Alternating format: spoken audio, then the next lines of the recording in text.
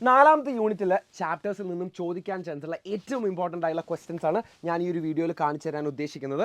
നമുക്ക് ഒന്നാമത്തെ ചാപ്റ്ററിൽ നിന്ന് തുടങ്ങാം. Disasters and disaster management in India. Anjana Majumdar എഴുതിയിട്ടുള്ള ഒരു എസ്സേ ആയിരുന്നു നമ്മൾ ഈ ഒരു ചാപ്റ്ററിൽ പഠിച്ചിട്ടുണ്ടായിരുന്നത്. ഈ ഒരു ചാപ്റ്ററിന് ഏറ്റവും പോസിബിൾ ആയിട്ടുള്ള ഒരു ക്വസ്റ്റ്യനും എസ്സേ തന്നെയാണ്. ഒന്നെങ്കിൽ നിങ്ങളോട് ചോദിക്കാൻ പോകുന്നത് ഇതുപോലൊരു ഡിസാസ്റ്റർ സംഭവിക്കുന്ന സമയത്ത്, ഒരു നാച്ചുറൽ ഡിസാസ്റ്റർ സംഭവിക്കുന്ന സമയത്ത് നമുക്കതിൻ്റെ ഇമ്പാക്റ്റ് എങ്ങനെ റെഡ്യൂസ് ചെയ്യാം എന്നുള്ളതൊരു ക്വസ്റ്റ്യനാണ്.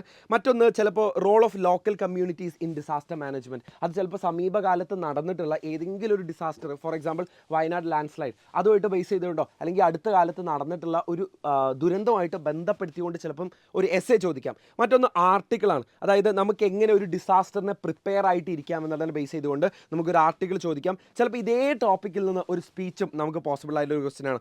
ഇനി ലെറ്റർ ടു എഡിറ്റർ ആണ് ഏറ്റവും കൂടുതൽ ഈ ഒരു ചാപ്റ്ററിൽ നിന്ന് ചോദിച്ചിട്ടുള്ള മറ്റൊരു ക്വസ്റ്റ്യൻ എന്ന് പറഞ്ഞാൽ അത് ചിലപ്പം നമ്മളൊരു എന്തെങ്കിലും ഒരു കൺസേൺ അറിയിച്ചുകൊണ്ട് നമ്മളൊരു പത്രത്തിൻ്റെ എഡിറ്റർക്ക് അയക്കുന്നതായിരിക്കും. ഫോർ എക്സാമ്പിൾ ഇത് നോക്കിയേ, regarding the need for better weather forecasting. നമ്മൾ എങ്ങനെയാണ് ഇതിനെ കാലേ കൂട്ടി നമ്മൾ കാലാവസ്ഥയൊക്കെ പ്രവചിക്കുന്നത് കുറച്ചും കൂടെ നന്നാക്കുന്നത്, അല്ലെങ്കിൽ കുറച്ചും കൂടെ കൃത്യമാക്കുന്നത്, ആക്യുറേറ്റ് ആക്കുന്നത് എന്നതിനെ ബേസ് ചെയ്തുകൊണ്ട് ചിലപ്പോൾ എല്ലാ ആളുകൾക്കുള്ള എന്തെങ്കിലും കൺസേൺ, ആവലാതിയൊക്കെ ബേസ് ചെയ്തുകൊണ്ട് നമുക്ക് ചിലപ്പോൾ ഒരു ലെറ്റർ ടു എഡിറ്റർ പ്രതീക്ഷിക്കാം.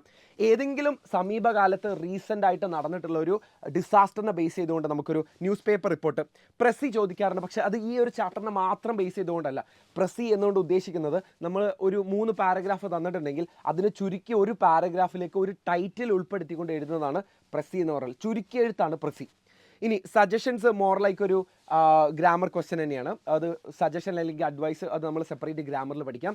നാലാമത്തെ യൂണിറ്റിലെ രണ്ടാമത്തെ ചാപ്റ്ററാണ് the Serang of Ranaganj written by doctor AJ Cronin. നമ്മളിവിടെ പഠിച്ചിട്ടുണ്ടായിരുന്ന ഒരു ചെറുകഥയാണ്, ഷോർട്ട് സ്റ്റോറിയാണ്. ഏറ്റവും ഇമ്പോർട്ടൻ്റ് ആയിട്ടുള്ളത് ഹസൻ്റെ ക്യാരക്ടർ സ്കെച്ച് ആയിരുന്നു. മോഡൽ എക്സാമിന് അത് ഓൾറെഡി ചോദിച്ചു. ചിലപ്പോൾ ഇനി ഇപ്രാവശ്യം ചോദിക്കുന്നത് നറേറ്ററുടെ ഡോക്ടർ AJ ക്രോണിൻ്റെ ക്യാരക്ടർ സ്കെച്ച് ആയിരിക്കും. 2 ഇമെയിലാണ്. ചിലപ്പോൾ ഹസൻ എന്തെങ്കിലും ഒരു പ്രൊമോഷൻ കൊടുത്തതിന് നമ്മൾ കൺഗ്രാജുലേറ്റ് ചെയ്ത് കൊണ്ടായിരിക്കും ചിലപ്പോൾ നമ്മൾ ഇമെയിൽ അയക്കുന്നത്. ചിലപ്പോൾ നമ്മൾ നറേറ്റർക്ക് AJ ക്രോണിന് അയക്കുന്ന ഒരു ഇമെയിൽ ചോദിക്കാൻ ചാൻസ് ഉണ്ട്. ഹസനെ ഇൻ്റർവ്യൂ ചെയ്യുന്ന ഇൻ്റർവ്യൂ ക്വസ്റ്റ്യനെയർ നല്ല പോസിബിൾ ക്വസ്റ്റ്യൻ ആണ്. മറ്റൊന്ന് സ്പീച്ച്. നമ്മൾ ആരെയും ഒരു അവരുടെ അപ്പിയറൻസിൽ വിലയിരുത്തരുത് എന്നുള്ളൊരു ടോപ്പിക്കിൽ നമുക്കൊരു സ്പീച്ച് പ്രതീക്ഷിക്കാം. നറേറ്റീവ്, ഇതുപോലെ ഒരു പേഴ്സണൽ എക്സ്പീരിയൻസ്, നമ്മൾ എന്തെങ്കിലും ഒരു ക്രൈസിസിൽ ഒരു ദുരിതം ഉണ്ടായ സമയത്ത് നമ്മൾ ഹെൽപ്പ് ചെയ്തിട്ടുണ്ടായിരുന്ന, നമ്മൾ വോളണ്ടിയർ ചെയ്തിട്ടുണ്ടായിരുന്ന എക്സ്പീരിയൻസ് ചിലപ്പോൾ നറേറ്റ് ചെയ്യാൻ ചോദിക്കും. ഹസനുമായിട്ടുള്ള കോൺവെർസേഷൻ മറ്റൊരു പോസിബിൾ ക്വസ്റ്റ്യൻസ് ആണ്. മറ്റൊന്ന് പാരഗ്രാഫാണ്. പാരഗ്രാഫ് എന്ന് പറയുന്ന സമയത്ത് ഇതുപോലൊരു ഡിസാസ്റ്റർ ഉണ്ടാകുന്ന സമയത്ത് എന്തൊക്കെ ക്വാളിറ്റീസ് ആണ് ഒരു വ്യക്തിക്ക് വേണ്ടത്, ഒരു റിക്വയർഡ് ആയിട്ടുള്ള ക്വാളിറ്റീസ് എന്തൊക്കെയാണെന്നുള്ള ബേസ് ചെയ്തുകൊണ്ട് ചിലപ്പോൾ നമുക്കൊരു പാരഗ്രാഫ് റൈറ്റിംഗ് ചോദിക്കാം. ചിലപ്പോൾ ആളുകളെ വിലയിരുത്തരുത്, അവരുടെ അപ്പിയറൻസിൽ വിലയിരുത്തരുത് എന്ന് പറഞ്ഞുകൊണ്ടുള്ള ഒരു പാരഗ്രാഫ് റൈറ്റിംഗ് ചോദിക്കാം. അതും നല്ല സാധ്യതയുള്ളൊരു ക്വസ്റ്റ്യൻ ആണ്. ഇനി the wreck of Titanic, Benjamin പെക്കീത്തിൻ്റെ ഒരു പോമാണ് നമ്മളിവിടെ പഠിച്ചിട്ടുണ്ടായിരുന്നത്. ന്യൂസ് പേപ്പർ റിപ്പോർട്ട്, അത് ഇതേ സംഭവം, അതായത് ടൈറ്റാനിക് മുങ്ങിപ്പോയ സംഭവമായിട്ട് ബേസ് ചെയ്തുകൊണ്ട് ഹിൻറ്റുകൾ കൊടുത്തിട്ടുണ്ടാകും. അതൊന്നൊരു ന്യൂസ് പേപ്പർ റിപ്പോർട്ട്. നറേറ്റീവ് നമ്മളോട് ചോദിക്കാൻ ചാൻസ് ഉണ്ട്. അതിലുള്ള ഒരാളായിക്കൊണ്ട് നമ്മളോടൊരു ആ ദുരന്തം എങ്ങനെയാണ് സംഭവിച്ചത്, ടൈറ്റാനിക് മുങ്ങുമ്പോൾ എന്തൊക്കെയാണ് നടന്നതെന്നുള്ളത് ബേസ് ചെയ്തുകൊണ്ട് നറേറ്റീവ് ചോദിക്കാം. റൈറ്റപ്പ് ഓൾറെഡി നമ്മളോട് മോഡൽ എക്സാമിനും ക്രിസ്മസ് എക്സാമിനൊക്കെ ചോദിച്ചിട്ടുണ്ടായിരുന്നു. അതായത് ആക്ട് ഓഫ് കറേജ്, ധൈര്യം എങ്ങനെയാണ് ഈ ക്രൂ മെമ്പേഴ്സൊക്കെ കാണിച്ചതെന്നുള്ളത്. അപ്പോൾ ഇതിന്ന് റൈറ്റപ്പ് ചാൻസ് കുറവാണെന്നുണ്ടെങ്കിലും നമുക്ക് വിട്ടുകളയാൻ പറ്റില്ല. പ്രൊഫൈൽ, ക്യാപ്റ്റൻ സ്മിത്തിൻ്റെ പ്രൊഫൈൽ ചിലപ്പോൾ ചോദിച്ചേക്കാം.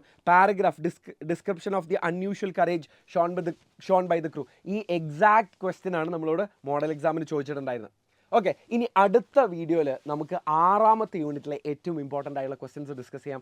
4ാമത്തെ യൂണിറ്റിൽ നിന്ന് ഇത്രയും ക്വസ്റ്റ്യൻസ് നിങ്ങൾ നോക്കിയിട്ട് പോകണം എന്നുള്ളത് മാത്രമാണ് എനിക്ക് അവസാന നിമിഷത്തിൽ നിങ്ങളോട് ഓർമ്മപ്പെടുത്താനുള്ളത്. ഇത്രയും ക്വസ്റ്റ്യൻസിൻ്റെ ആൻസേഴ്സ് നമ്മൾ ഇന്നത്തെ ഷോർട്ട് ക്വസ്റ്റ്യൻസ് ലൈവിൽ ഡിസ്കസ് ചെയ്യുന്നതായിരിക്കും. I will see you there.